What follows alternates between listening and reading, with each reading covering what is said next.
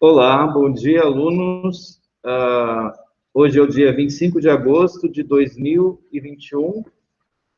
A gente vai tratar do tema, dentro do tópico que a gente está, que é Geografia Humana, a gente vai seguir. A gente já viu na aula passada o tema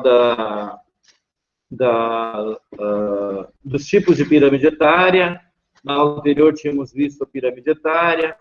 Então, estamos estudando demografia e as características das populações. Na aula de hoje, com chuva, o óculos muito embaçado, tem 2 alunos presentes, então a gente está usando máscara, não entrou ninguém online ainda, ao vivo, então eu vou deixar essa explicação gravada para vocês ouvirem ela ou assistirem, se vocês preferirem, acompanhado da leitura do texto. E a gente vai tratar sobre o Índice de Desenvolvimento Humano.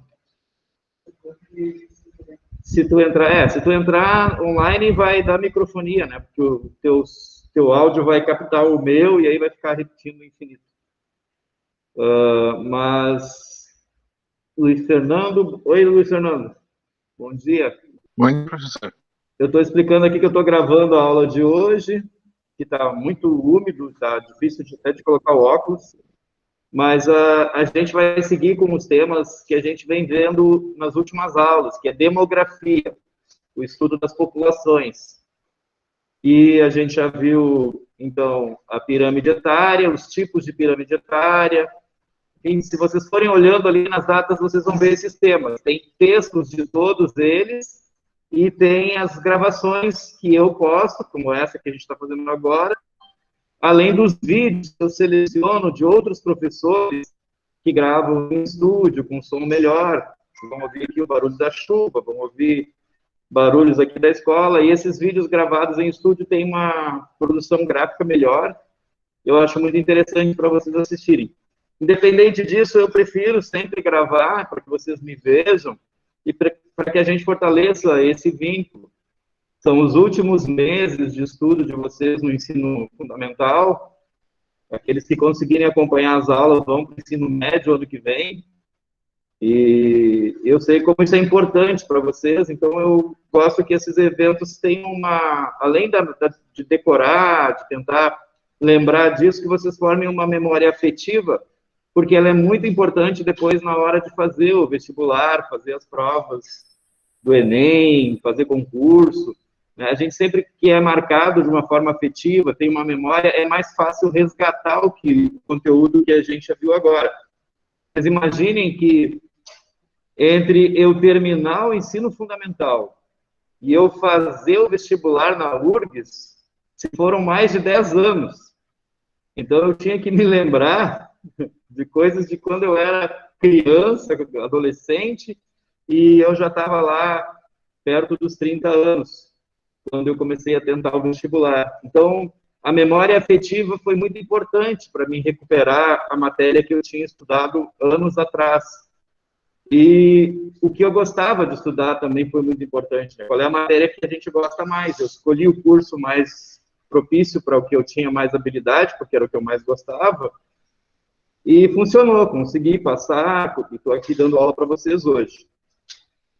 Eu vou projetar, antes de entrar no texto, eu vou projetar uma imagem aqui na tela para a gente pensar um pouco sobre ela. Eu sempre gosto que vocês provocar reflexão em vocês. Eu acabei de escrever um texto, um parágrafo, que eu postei no grupo, e eu vou ver se eu consigo projetar ele aqui agora para vocês.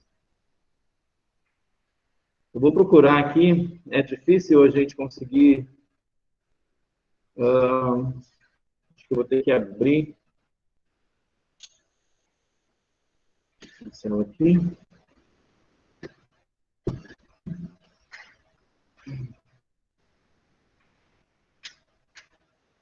Vou publicar, vou tentar ver... isso, uma janela. Janela eu consigo. Tirar. Agora, eu vou vir aqui. Isso. Não é bem isso que eu queria. Não é nada disso que eu queria, na verdade. Deixa eu ver o que está rolando aqui. Não, não está rolando. Não, está rolando, está rolando.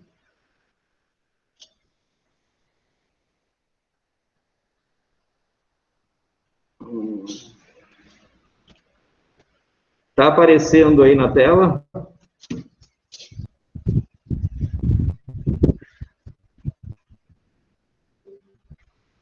Não, não está aparecendo. Deu efeito espelho. Quando dá efeito espelho, vai para o infinito. Aparece só aqui na sala de aula, que estão aqui. Vou tentar de novo. Interromper o compartilhamento.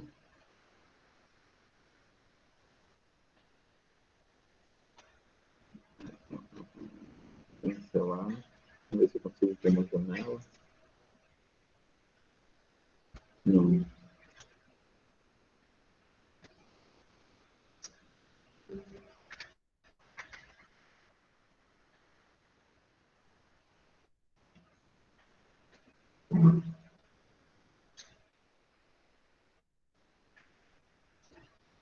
Eu vou fazer o download e aí eu consigo.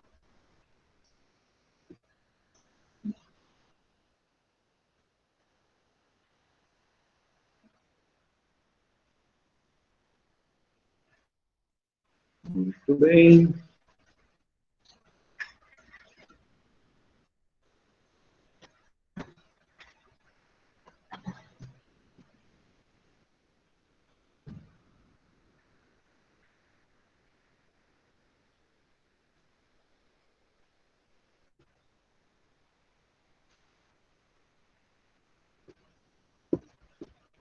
É assim mesmo, a gente vai aprendendo a lidar com esses softwares que tem para usar os recursos do Google Meet, não é fácil. Uhum. Eu só estou esperando que a nossa dar mais tempo daí pro colégio. Entrou mais alguém? Quem mais está online aí com a gente?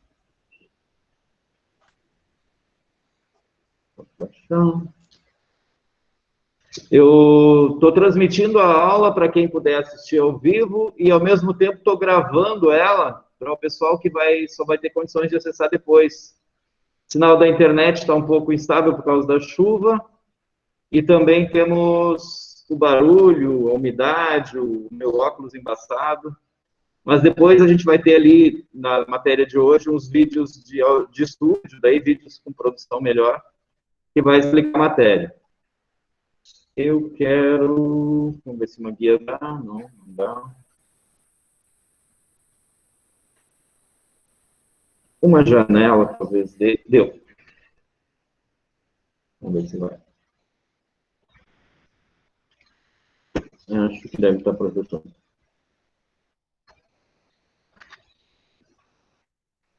Está aí na tela, então. O que vocês estão vendo na tela, eu postei no grupo do WhatsApp, depois vocês podem olhar com calma se ficar muito ruim. Mas eu acho que não vai ficar. Onde é que eu vou botar aqui? Aqui. Esse parágrafo, ele está mostrando para nós, esse texto que eu escrevi, ele é bem curto, ele tem 3 frases, mas ele tem um conteúdo bastante denso, porque a informação que ele traz é contraintuitiva. A gente vive no dia a dia como se as coisas fossem estáveis, como se o normal das coisas fosse elas permanecerem como estão e não se modificarem.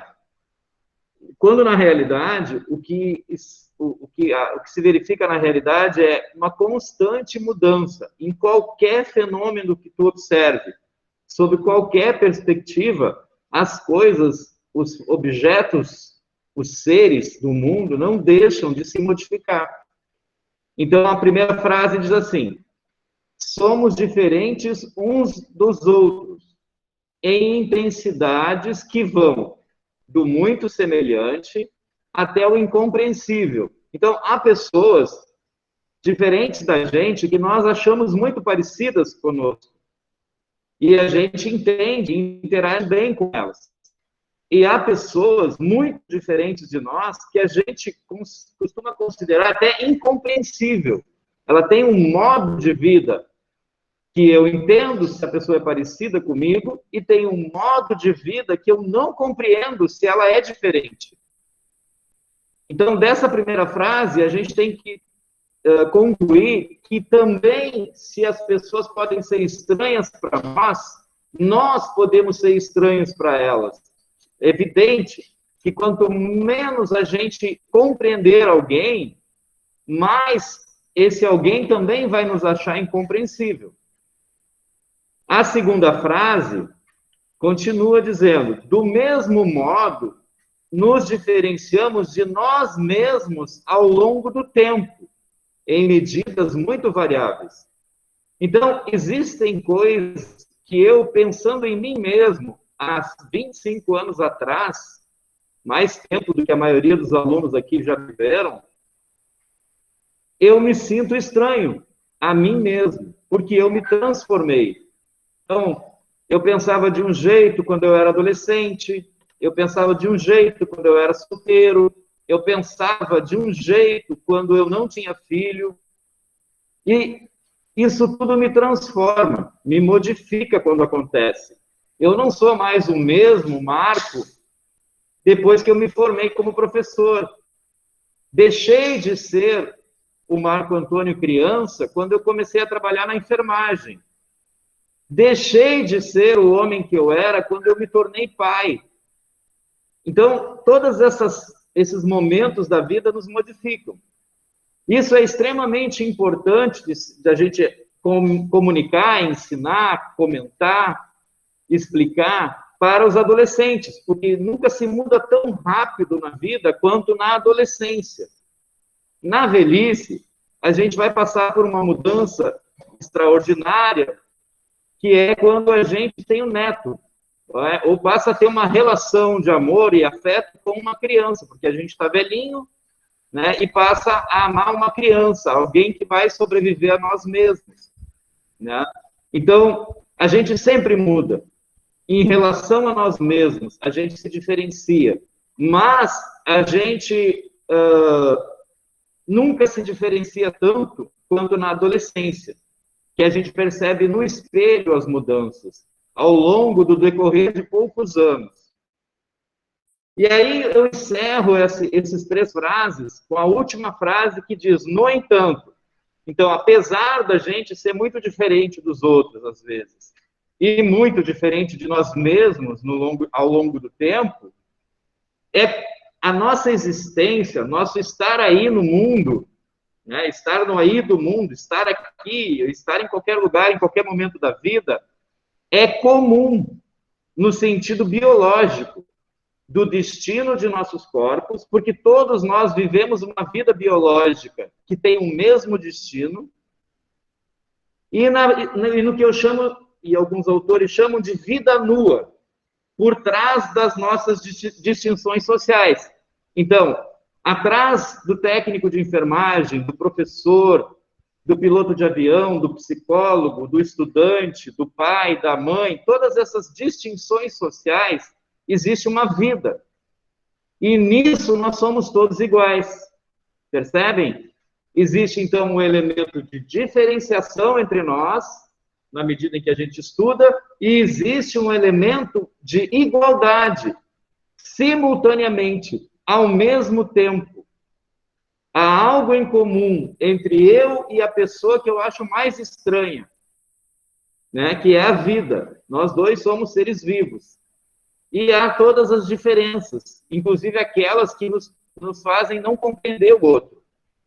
Então, essa é a frase de introdução, porque isso também se dá em qualquer tema que a gente vai estudar. A gente entra em contato com um professor, com uma matéria, acontece da gente participar de uma aula e pronto, a gente já se modificou. A gente já não é mais o mesmo. A gente já não é mais apenas aquela experiência que existiu até aquele momento. A gente já é tudo que a gente já foi e essa experiência nova que está nos acontecendo. Então, nos últimos 2 anos, 1 ano e meio, a gente viveu muitas experiências que jamais havíamos vivido antes.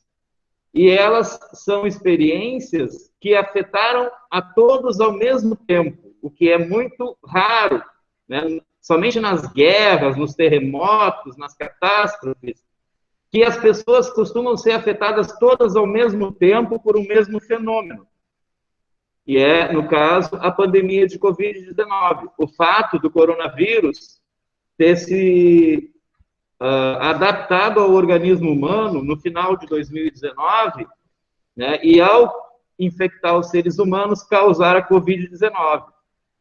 Por esse motivo, bilhões de pessoas no mundo inteiro passaram pelo mesmo tipo de limitação, o isolamento e o distanciamento social, o uso de máscaras, a suspensão das aulas, o retorno às aulas no modo presencial e no modo interativo, né?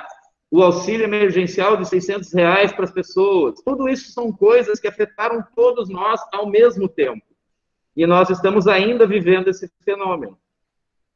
Bom, nesse sentido, é que a gente, na aula de hoje, vai estudar uma medida de qualidade de vida para ver como as populações existem e como se diferenciam nos seus modos de vida e na qualidade desses modos de vida, que é o IDH, o Índice de Desenvolvimento Humano. Se eu tenho a pirâmide etária para saber algumas informações importantes sobre a população, né, a partir do sexo, da idade, né, e da quantidade de pessoas num dado território, e dali eu tiro informações sobre se aquela população é pobre, é uma população de condições médias de qualidade de vida, ou se é uma população de alta qualidade de vida.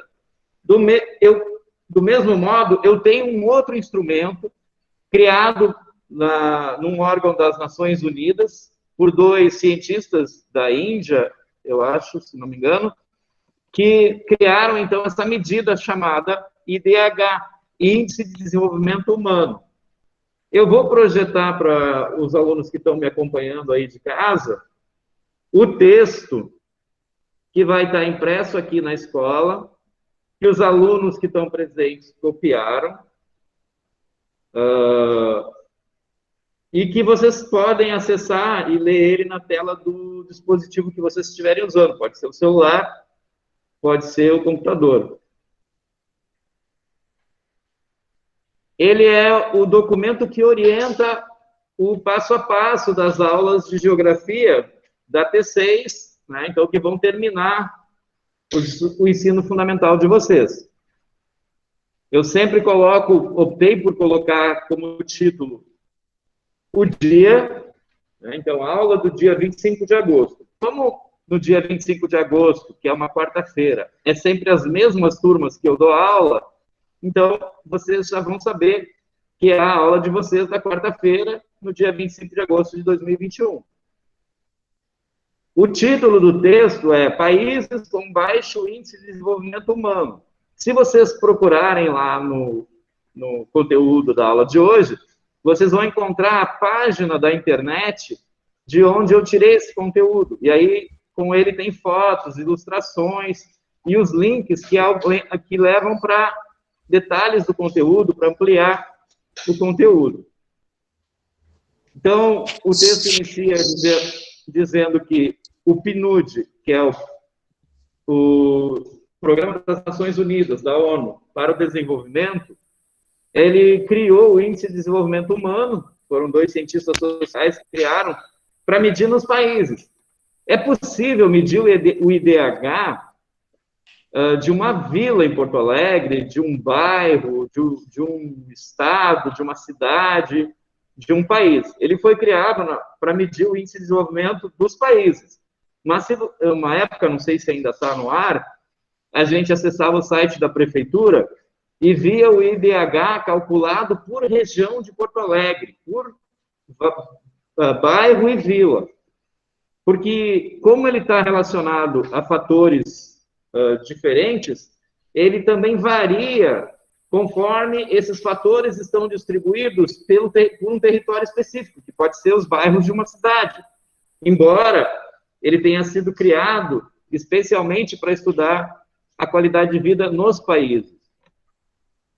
Bom, o dado expressa, então, a qualidade de vida de uma determinada população através do cálculo de 3 variáveis mais importantes. Poderia ter mais, né, mas isso tornaria o cálculo matemático mais difícil, né? Mas a questão ali é especificamente ver a qualidade de vida de uma forma mais simples e direta, de modo que os países possam fazer esse cálculo e aferirem se eles estão se desenvolvendo ou se eles estão em crise, né? Se eles precisam mudar os rumos, precisam criar novas políticas para voltar a se desenvolver. O primeiro item que consta do IDH é o grau de escolaridade. Como é que eles medem o grau de escolaridade? Pela média de anos de estudo da população adulta e a expectativa de vida escolar. Quantos anos essa pessoa passa estudando? No momento, com as aceleradas revoluções tecnológicas que nós estamos passando, nós, de certa maneira, não deixamos nunca de aprender. Cada vez que um novo dispositivo de lazer, um videogame, ou um dispositivo de deslocamento, como o GPS, o Google Maps, cada vez que a gente tem uma necessidade e há uma resposta tecnológica para essa necessidade, nós temos que aprender. Então, é comum eu usar o Uber e o motorista do Uber ser alguém de uma outra área, ser um engenheiro que está dirigindo o Uber porque ficou desempregado. Então, ele aprendeu engenharia e agora ele está tendo que aprender a lidar com clientes, com pessoas em deslocamento pela cidade, né? Além de saber dirigir, operar o aplicativo, ele precisa entender de como se relacionar com as pessoas, porque como engenheiro, ele fazia projetos e cálculos. Como motorista de Uber, ele se relaciona com clientes, com usuários. Ele próprio parece, às vezes, ser um empreendedor, o dono do seu próprio negócio, mas se tu olhar por outra perspectiva, ele é um subempregado da Uber, subempregado e super explorado. Então, a gente nunca deixa de entrar em contato com novas situações nesse mundo de transformações tecnológicas constantes, e isso nos faz ter que aprender. Toda vez que a gente se depara com o novo, a gente tem que aprender. Então, esse tipo de situação, o IDH ainda não mede. Por exemplo, todas as pessoas tiveram que aprender sobre distanciamento social. Todas as pessoas tiveram que aprender sobre medidas para evitar se contaminar com o coronavírus e ter a Covid-19. Foi um aprendizado feito através da mídia, das redes sociais, das escolas, dos serviços de saúde, um esforço planetário para que as pessoas lidassem com a nova situação que estava acontecendo. Isso o IDH não mede, mas ele mede quantos anos tu ficou no ensino fundamental, quantos anos tu ficou no médio, quantos anos tu fez a faculdade, e se tu fez mestrado, doutorado, alguma pós-graduação. Outro item, a renda nacional bruta, per capita, baseada na paridade de poder de compra dos habitantes. Ou seja, eu faço um cálculo entre a quantidade total de riqueza produzida no país, antes era o PIB, mas do PIB escapava os recursos que os ricos mandavam para o exterior para contas numeradas, e que não aparecia o nome deles. Então, essa grande parte da riqueza do país não aparecia no PIB. Então, eles calculam a renda nacional bruta tentando pegar esse dinheiro que é mantido no exterior. Isso começou a ser feito recentemente. E aí divide pela quantidade de habitantes do país. Vocês vão ver no vídeo lá o professor falando sobre isso e dizendo, dá para cada pessoa ganhar 40 mil reais por mês se dividisse a riqueza do país pelo número de pessoas que vivem naquele país. Então, esse item do IDH mostra a desigualdade social naquela localidade que está sendo estudada. O quanto de dinheiro fica acumulado na mão de poucas pessoas. Se há igualdade social, o dinheiro está mais bem distribuído e as pessoas podem comprar mais produtos, mais mercadorias e ter uma qualidade de vida melhor. Em outro lugar, pode haver muita riqueza, mas as pessoas podem ter pouco dinheiro e poucas pessoas terem muito dinheiro. Então, há uma má distribuição de renda, é o caso do Brasil, e essa má distribuição de renda implica em baixa qualidade de vida.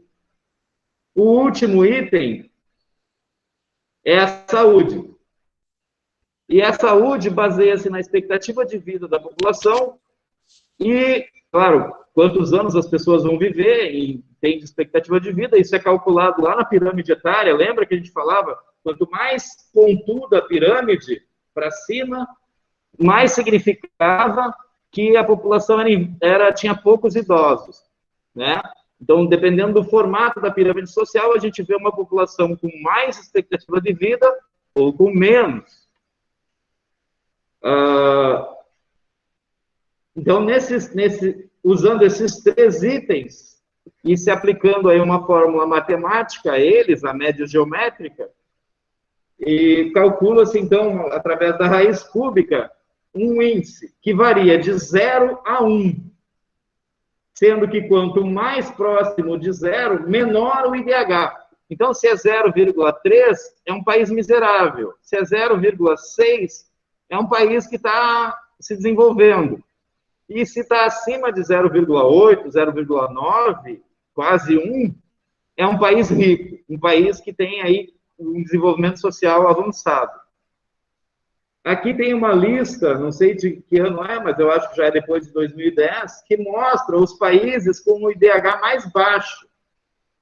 Em geral, países que sofreram exploração colonial, né, que as suas riquezas foram exploradas por colônias europeias ou superpotências, como Estados Unidos, e a maioria situada na África.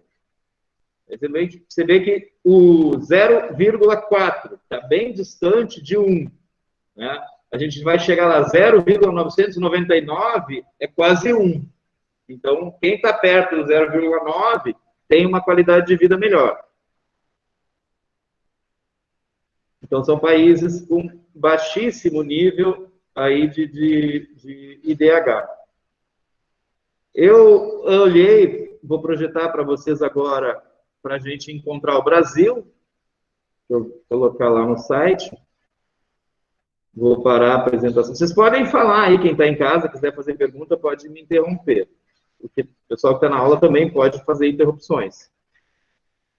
Mas, senão eu vou falando, que eu adoro falar. Sim, né? Eu vou colocar na página, aqui, acho que vocês vão estar vendo aí. Aí tem uma criança, né, africana, representando, então, esses países com baixo IDH. Temos a lista ali.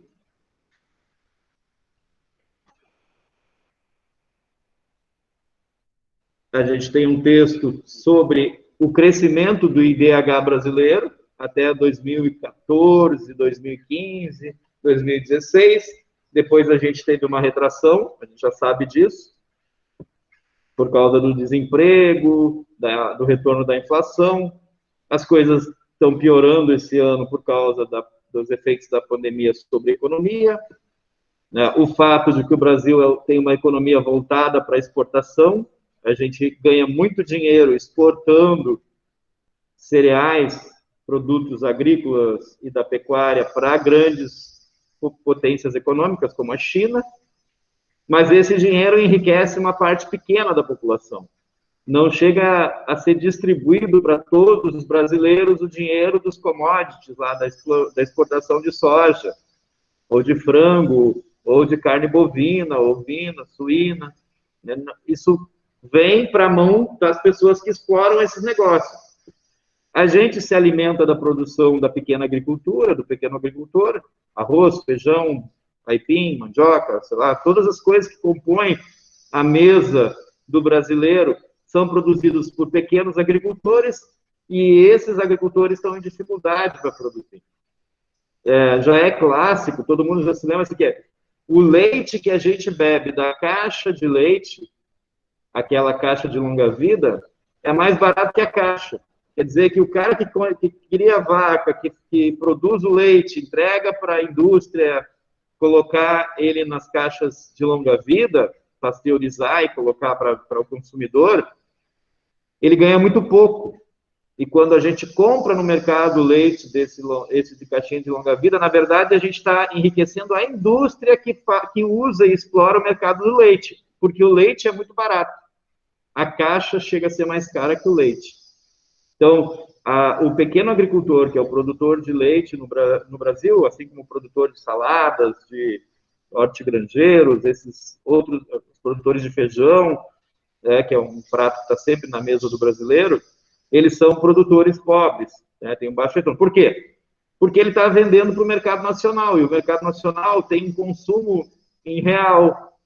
E o cara que está vendendo soja para a China está vendendo em dólar. Então, o que significa isso? Que cada $1 que ele recebe pelo soja, ele converte em quase R$6, né? Porque é a taxa de câmbio do dólar, a desvalorização do real em frente ao dólar. O Brasil está lá pela posição 70 no índice de qualidade de vida, no IDH, no índice de desenvolvimento humano. Por quê? Está ali nessa faixa. A gente não está realizando o censo esse ano, então a gente não vai conseguir atualizar esses dados, e a gente está usando esse dado mais antigo. Esse é de 70, 79, dependendo do... E vinha melhorando. A gente vinha crescendo no IDH, mas nesse momento, certamente, se a gente for verificar, ele está caindo. A gente voltou a ter problemas, inclusive de insegurança alimentar, em famílias maiores que recebem salário mínimo. Você tem que pensar assim, que a pessoa que ganha salário mínimo é R$1.000, se é só ela que trabalha, quantas pessoas tem naquela casa? São 2, são 3, são 5? Esse valor do salário mínimo tem que ser rateado entre todas as pessoas, per capita. Então, por isso que às vezes aparecem dados assim de que as pessoas vivem com R$100 por mês, R$200 por mês. Por quê? Porque ganham R$1.000 o que trabalha, e aí todas as pessoas que dependem daquele empregado, né, tem que dividir a renda por eles. Dali vai sair tudo, vai sair a comida de todo mundo, as roupas de todo mundo, o material escolar de quem estuda, tudo está nesse valor. Se a gente tem uma alta taxa de desemprego, às vezes a gente só tem uma pessoa trabalhando, ganhando o salário mínimo. Às vezes, nem mesmo uma pessoa. A gente tem uma diarista que vai lá e faz faxina e ganha um valor por semana para fazer isso em várias casas. Né? E pode, às vezes, ser mais que um salário mínimo, às vezes pode ser menos. Depende de quantas pessoas chamam ela. Então, a gente está, de novo, no momento de crise. Eu vou ver se eu consigo buscar aqui algum dado mais atualizado do IBGE. IDH e IBGE. Vou dar Brasil, 2020. Vamos ver o que aparece aqui. Vocês viram que qualquer pergunta que vocês possam fazer que seja objetiva, assim, que não seja interpretativa, a gente consegue buscar através do Google, né? A gente vai digitando o que a gente quer e vai procurando. Isso ajuda a fazer perguntas e depois buscar a interpretação dos dados que a gente pega na internet. Deixa eu ver aqui quanto tempo eu tenho. Quanto carrega?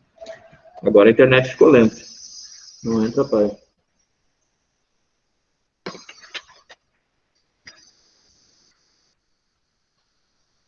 Você vê que tem dados de DH por município, por estado.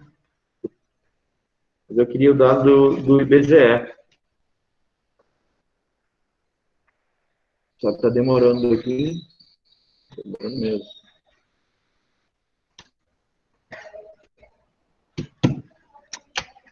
Tirar esse espaço aqui da frente.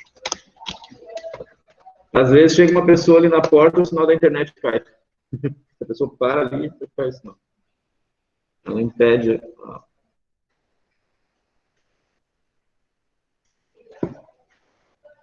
Deixa eu ver quem é que está online. Estamos em 3 aí online. Lucas. Tudo bem, Lucas? Estamos chegando para o final do curso. Pode falar, o pessoal escuta aqui na... Eu botei a caixinha de som ali. Bom, se não carregar, vocês façam isso depois com calma em casa e procurem os dados do... Não vai carregar. Os dados do IDH do Brasil mais recentes que vocês conseguirem. Parece que vai entrar, vamos ver.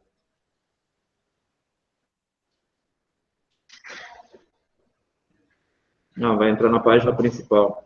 Aí eu vou buscar lá dentro.